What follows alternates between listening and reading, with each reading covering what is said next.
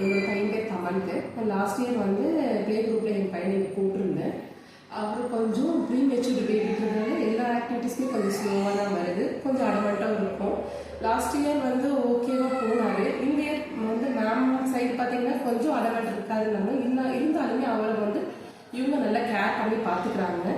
என் பையன் வந்து கையில் பிடிச்சி எழுதுறது இந்த மாதிரி பழக்கம் கிடையாது அவருக்கு. ஏன்னா அவர் வந்து கையில் ஹேண்டில் பண்ணுற எந்த பொருளுமே த்ரோ பண்ணதான் நினைப்பாரு.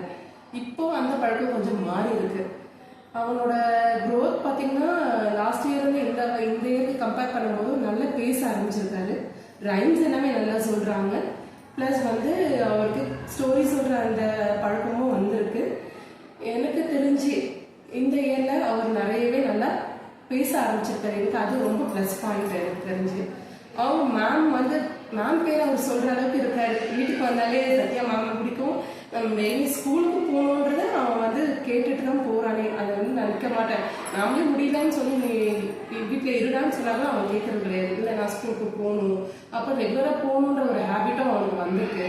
எல்லாமே ஸ்கூலில் போகணும். அந்த எல்கேஎஸ் அகாடமியில் கிண்டர் ஃபீஸில் போட்டிருக்கேன். அந்த ஸ்கூல் மூலயமா அவருக்கு க்ரோத் இருக்குது. எனக்கு ரொம்ப சந்தோஷம்.